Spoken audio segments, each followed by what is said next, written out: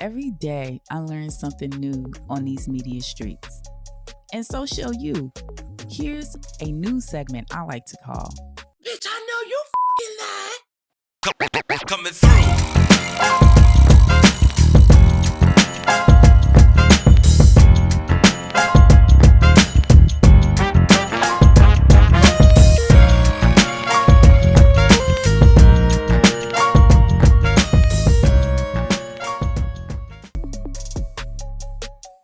Hey, welcome to a new episode of the Strangely Brilliant podcast, where we discuss media news, hot topics, and everything in between. I am your favorite host, Maria the Creative, and I've got a great show for you today. But before we get into it, if you would like to stay up to date on what's going down in these media streets, make sure you subscribe, like, share the podcast, which you can find on Apple, Google, Spotify, Amazon Music, and of course, YouTube. I thank you so kindly. Hi, Rochelle. Yeah, so it's not just the SEC. There's a parallel complaint filed with criminal charges from the Justice Department.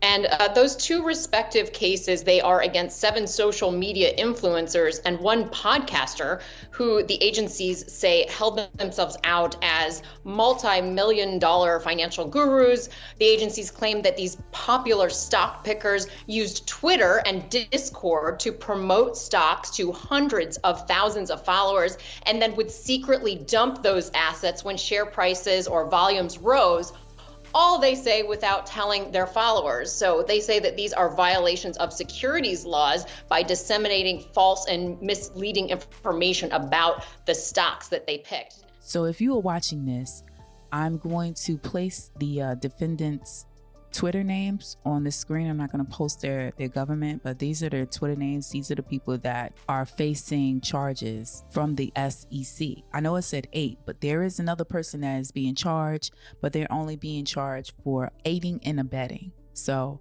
they're not the ones that were actually promoting these stocks and things and such like that, but they were a part of it. They were aiding and abetting these people in this. So I brought this was very interesting because I do see a lot of financial gurus, investment gurus that are popping up on social media every day, especially that Forex people, the NFT people, and y'all seen what's going on in the news that all of these things is turning out to be a scam, right? So you got to be careful about who y'all are getting your financial information from. You need to start vetting people. Just because somebody say some fancy words and they string some things together and they put together a nice little presentation slide does not make them a financial expert. If you're really going to put your money up, if you really got the coins to put your money up to do some real investing, you need to reach out to people who are actually out here doing the actual work, who are real investment professionals. If you are a person of color and you are really trying to learn about investing, I will implore you to go check out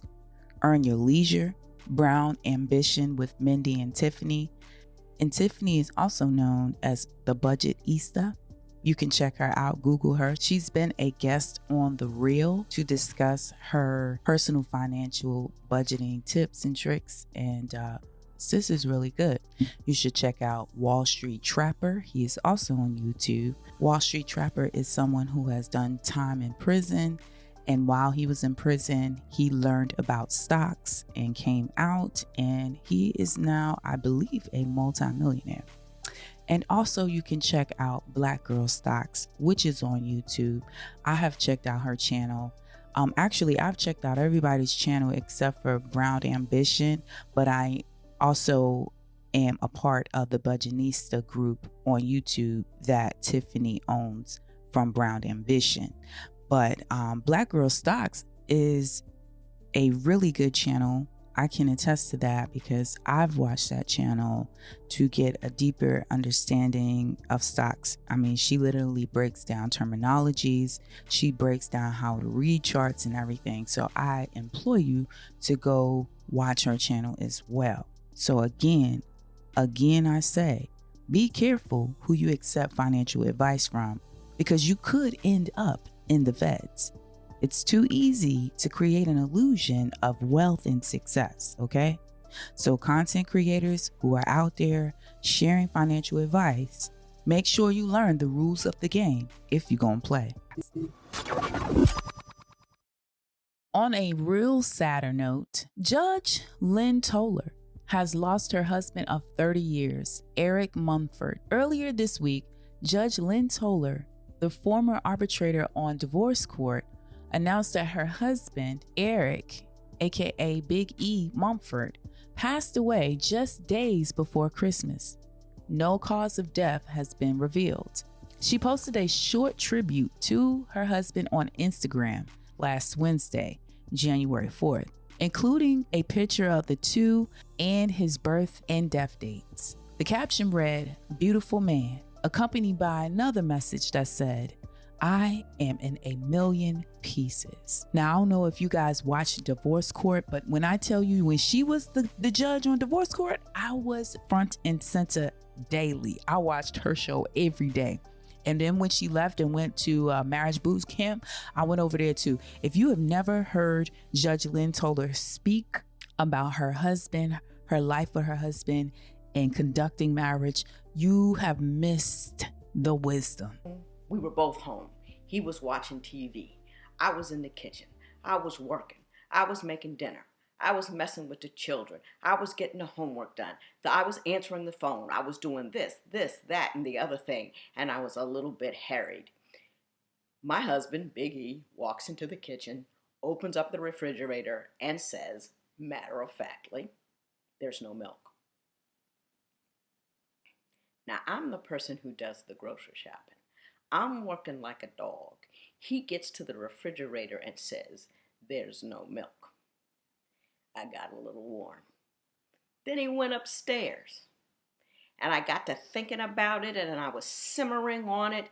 And then I said, I'm going to give him a chance to hang himself. I went to the bottom of the stairs and I hollered up, "Can you get me some milk?" And you know what he said? "Sure. Need anything else?" Now, I was looking to lay the man out because he was being inconsiderate. But what I didn't understand is with men, they see your job as your job since it's been your job. And unless you make the ask, they don't do because they don't see that anything needs to get done. It's not necessarily fair. It's not necessarily logical. But I got the milk. He got the milk, which got me what I wanted. And then I learned from then on, just make the ask. This woman is wise. She is one of the few people on TV that I literally take advice from. And she loved her husband very dearly.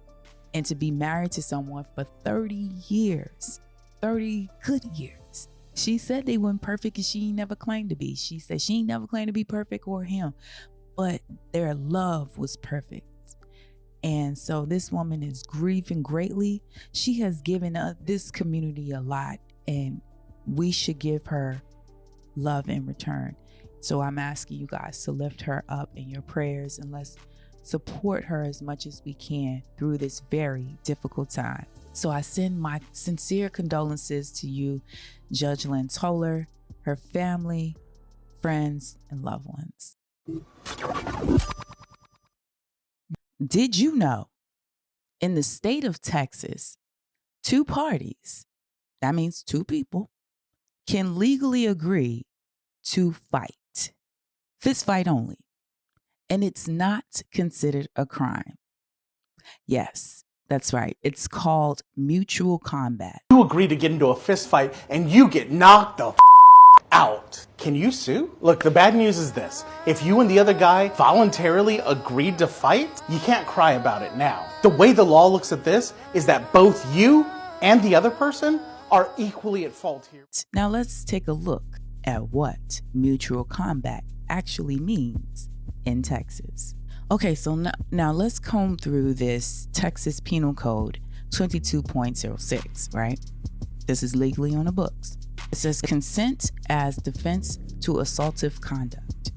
Now, this is going to be on the screen if you're watching this on YouTube, but I'm going to paraphrase because it's a lot of legal jargon. So basically it's saying the victim's effective consent, which means the person you want to fight agrees, right? Or the actor's reasonable belief that the victim consented to the actor's conduct is a defense to prosecutors under section 22.0, assault 22.02, aggravated assault, or 22.05, deadly conduct, right? So it's basically saying the person you want to fight either consented, or you, the person who want to fight this person, believes that the person consented to this fight, right? And they're saying that this is a defense to the prosecution under this section, right? So if you fought somebody, right, and you beat them up, they can't go back and try to say, nah, I want to press charges for assault, right? They're saying right here in this section, the defense they can use this conduct as a defense to the prosecution. They can use this penal code, right? But here's the if. Because if means what? There's a condition. So here are the conditions. Number 1, the conduct do not threaten or inflict serious bodily harm. So that means that you can't come to this fight with a knife, a bat, glass, batteries and socks. I don't know how y'all get down, but you can't come to the fight dirty is what they saying, right?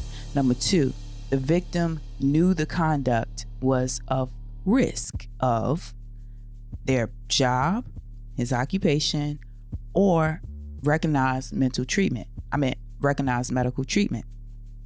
which means you know that you enter this fight with these risks.